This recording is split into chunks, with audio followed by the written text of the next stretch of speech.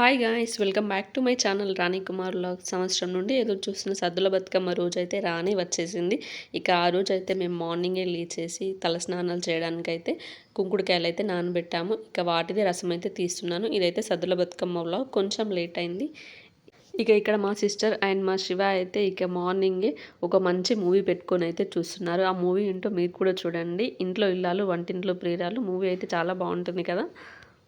ఇక మా అమ్మ అయితే మార్నింగే లేచేసి అన్ని పనులు చేసేసింది. ఇక బతుకమ్మకి కావాల్సిన ఫ్లవర్స్ అయితే తీసుకురావడానికి మాకు దగ్గరలో ఉన్న ప్లేస్కి అయితే వెళ్తుంది. ఇక దానికన్నా ముందైతే మేము స్నానాలు చేయడానికైతే మాకైతే వాటర్ పెట్టింది. మా అమ్మనైతే హీటర్ని మాకైతే అస్సలు నమ్మదు. తన దగ్గర ఉన్నప్పుడైతే జాగ్రత్త జాగ్రత్త అని చెప్తూనే ఉంటుంది. తనే పెడుతుంది, తనే తీస్తుంది. ఇక తను తీస్తేనే తనకి చాలా నమ్మకం అన్నమాట.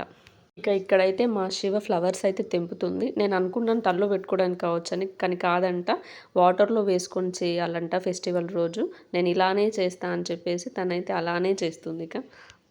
ఇక స్నానాలు అయితే కంప్లీట్ చేసుకొని మేమైతే కర్రీ అయితే కుక్ చేస్తున్నాము. టమాటా ఆలు కలిపి టమాటా ఆలు కర్రీ అయితే చేస్తున్నాము. సద్దుల బతుకమ్మ ముందు రోజు వరకు అయితే చాలా వర్షాలు పడ్డాయి కదా. ఈ రోజు కూడా పడుతుందని అనుకున్నాము, కానీ లక్ ఏంటంటే అసలు ఈరోజు వర్షం అనేది ఏం పడలేదు. ఇక మేమైతే మంచిగా తలస్నానాలు అయితే చేసేసి కాస్త బిల్డింగ్ పైకి అయితే మా శివ అండ్ నేను వెళ్ళాము. ఎందుకంటే కాస్త తల అనేది ఆరబెట్టుకోవడానికి. ఇక ఇక్కడ నుంచి చూస్తే మా ఊరు మల్లన్న స్వామి గుడి అయితే కనిపిస్తుంది. అక్కడ గోపురం లాగా ఎల్లో కలర్లో కనిపిస్తుంది కదా, అదే మా ఊరు మల్లన్న దేవుని గుడి. ఇక్కడే మేమైతే బతుకమ్మలు ప్రతి ఇయర్ ఆడుతాము అండ్ దుర్గామాతను కూడా అక్కడే పెడతారు.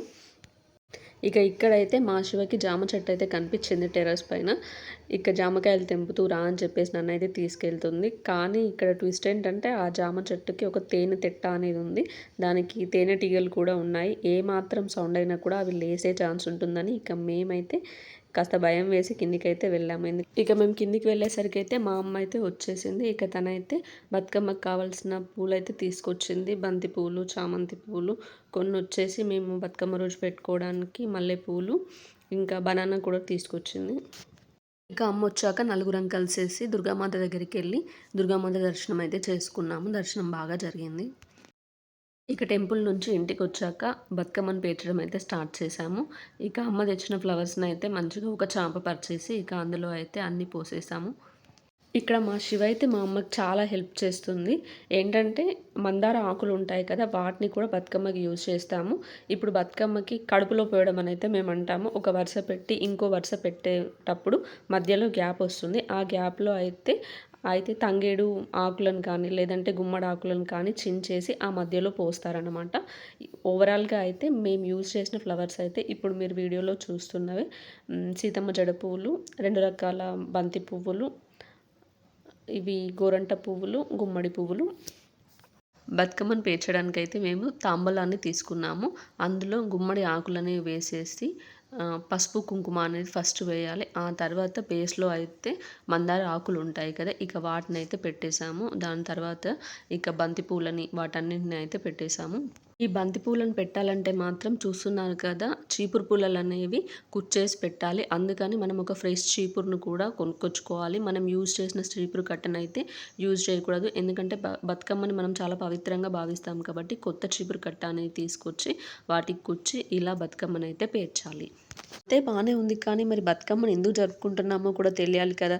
నేను మా అమ్మని అడిగితే మా అమ్మమ్మ అయితే నాకు ఒక చిన్న స్టోరీ చెప్పింది. అదేంటంటే 7 అన్నదమ్ములకు ఒక చెల్లి ఉండేది. ఆ చెల్లిని చాలా అపురూపంగా చూసుకునే వాళ్ళంట. ఇలా చూసుకోవడం ఆ 7 అన్నదమ్ముల భార్యలకి నచ్చేది కాదంట. ఒకసారి ఆ అన్నదమ్ములు కలిసి వేటకి వెళ్తున్నప్పుడు చెల్లి ఒంటరిగా ఇంట్లో ఉంటుంది. అప్పుడు ఈ వదినలు కలిసేసి ఆ అమ్మాయిని చంపేస్తారు. ఇలా చంపేయడం అన్నదమ్ములకు తెలీదు. చెల్లి ఏది అని వేటకెళ్ళి వచ్చేసి అడిగాక చెప్తారు కదా, మాకు తెలియదు అంటారు వాళ్ళు. ఇక చెల్లిని వెతుక్కుంటూ వాళ్ళు అడవి అంతా తిరుగుతుండగా ఎక్కడా కనిపించదు. ఇక ఒక్కొక్క చోట కూర్చొని ఏడుస్తుంటారన్నమాట. ఆ చోటు ఏంటంటే ఆ అమ్మాయిని చంపి వీళ్ళు పాతి పెట్టిన చోటు. ఇక అమ్మాయిని చంపి పెట్టిన ప్లేస్లో అయితే తంగేడు దడి అనేది ఏర్పడుతుంది. ఇక అమ్మాయి ప్రత్యక్షమై వచ్చి జరిగిన విషయం అంతా అన్నలకు చెప్తుంది. చాలా బాధపడతారు. ఇక ఈ తంగేడు పువ్వుల్లోనే నన్ను చూసుకోండి అని చెప్పి వెళ్ళిపోతుంది. ఇక అప్పటి నుంచి బతుకమ్మ బతుకమ్మ అని చెప్పేసి అన్నలు అమ్మాయిని పిలుస్తూనే ఉంటారు. అప్పటి నుంచి బతుకమ్మ అనేది జరుపుకుంటారని మా అమ్మమ్మ అయితే చెప్పింది నాకు. ఆ బతుకమ్మ పేర్చడం అయితే అయిపోయింది. ఇక ఈవినింగ్ అయింది కదా! మంచిగా మేమైతే రెడీ అయ్యాము. బతుకమ్మ పైన పెట్టడానికి గౌరమ్మనైతే చేస్తున్నాను పసుపుతోని.